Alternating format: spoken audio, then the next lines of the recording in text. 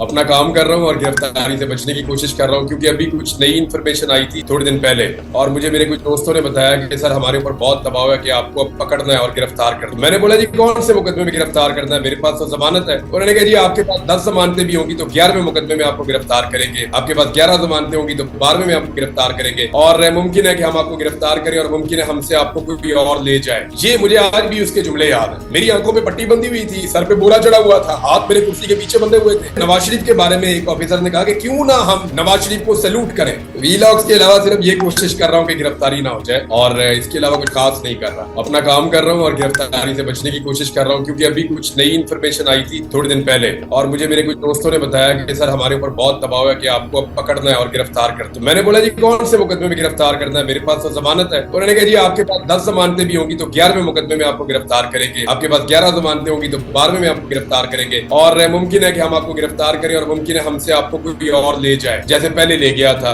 तो अभी आप थोड़ा अवॉइड कर लें, जब तक थोड़ा सा निजाम को होश नहीं आ जाता, ये अपनी मदहोशी से बाहर नहीं आ जाते, तब तक आप जरा थोड़ा सा एहतियात कर लें, अपने आप को बचा लें, क्योंकि ये पागल हो चुके हैं ऑलमोस्ट। देखिए मामला ये है कि उन्हें ये बात समझ नहीं आ रही कि कोई और भी ठीक हो सकता है, किसी और का नुक्ता नजर भी ठीक हो सकता है, अवाम किसी और से भी प्यार कर सकते हैं, लोग किसी और को भी वोट डाल सकते हैं। यानी पाकिस्तान की एस्टेब्लिशमेंट का ये एक प्रॉब्लम है, ये उनको दूसरी दफा फेस करना पड़ा इस मुल्क में। पहले एक आदमी था कायदे आजम मोहम्मद अली जिन्ना, वो इस एस्टेब्लिशमेंट से बहुत ताकतवर था, फिर आपने देखा कि एस्टेब्लिशमेंट ने उसको कबूल नहीं किया। फिर लियाकत अली खान जो है वो एस्टेब्लिशमेंट से ताकतवर हो गए, फिर वो भी काबिल कबूल नहीं रहे। फिर एक वक्त आया जब पाकिस्तान दो लख्त हो गया और वो भी एस्टेब्लिशमेंट की जिद की वजह से हुआ था। उस दौर की एस्टेब्लिशमेंट जो है वो यहाँ पे हुकूमत बनाना चाहती थी और वहां वालों को हक नहीं देना चाहती थी, बतौर ताकत करने की कोशिश की सियासतदानों ने और एस्टेब्लिशमेंट के गठ जोड़ने, तो नुकसान आपके सामने है। इसके बाद जुल्फिकार अली भुट्टो होने लगा एक दौर में कि ये एस्टेब्लिशमेंट से ज्यादा ताकतवर और बड़ा होता जा रहा है, तो उसको भी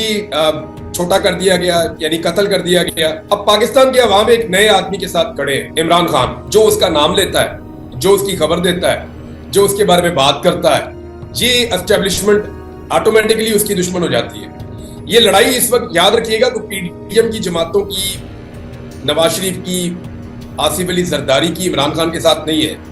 एक्चुअल जो इस वक्त लड़ाई है वो पाकिस्तान की एस्टेब्लिशमेंट और इमरान खान के बीच में है। एस्टेब्लिशमेंट हमेशा की तरह आज भी ये मानने के लिए तैयार नहीं है कि उनके अलावा कोई और मजबूत हो सकता है, ताकतवर हो सकता है, समझदार हो सकता है, अवाम की नजरों में हीरो हो सकता है।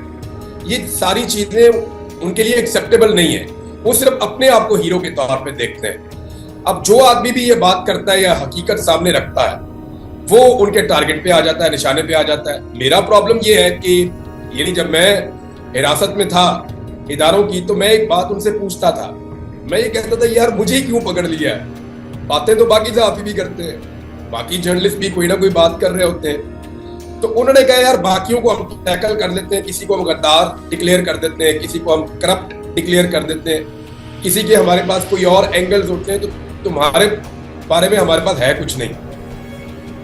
तो मैंने कहा कि मुझे छोड़ दे आप, मैं अपनी पॉलिसी में नरमी पैदा करने की कोशिश करूंगा। मैंने ये बात कही थी, यानी मैं कोई लोहे का बना हुआ आदमी थोड़ी हूँ।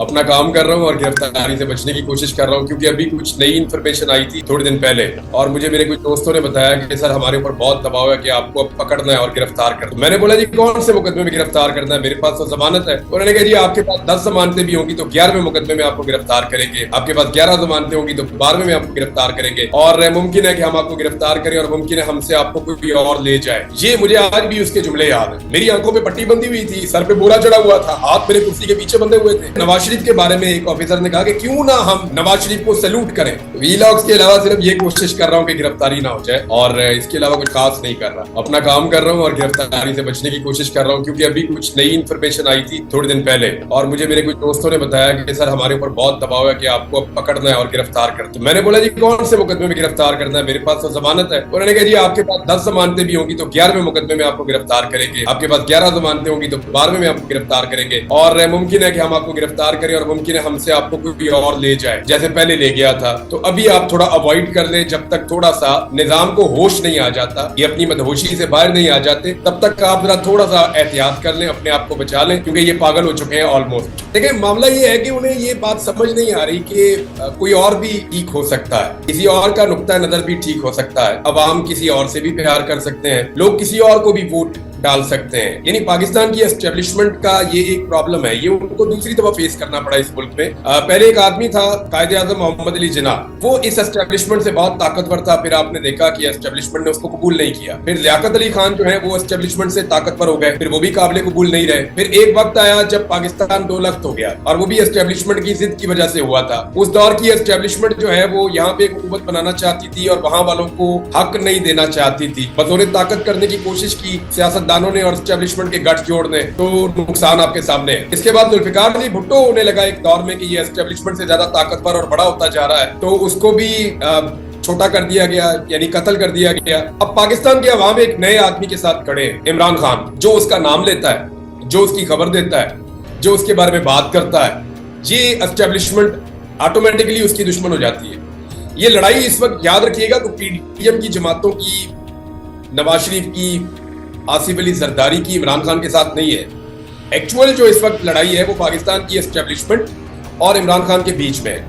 एस्टेब्लिशमेंट हमेशा की तरह आज भी ये मानने के लिए तैयार नहीं है कि उनके अलावा कोई और मजबूत हो सकता है, ताकतवर हो सकता है, समझदार हो सकता है, अवाम की नजरों में हीरो हो सकता है। ये सारी चीजें उनके लिए एक्सेप्टेबल नहीं है।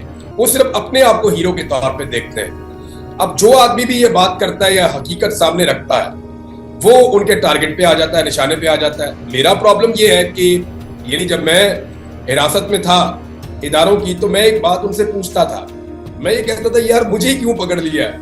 बातें तो बाकी सहाफी भी करते हैं, बाकी जर्नलिस्ट भी कोई ना कोई बात कर रहे होते हैं। तो उन्होंने कहा यार बाकियों को हम टैकल कर लेते हैं, किसी को हम गद्दार डिक्लेयर कर देते हैं, किसी को हम करप्ट डिक्लेयर कर देते हैं, किसी के हमारे पास कोई और एंगल्स होते हैं, तो तुम्हारे बारे में हमारे पास है कुछ नहीं।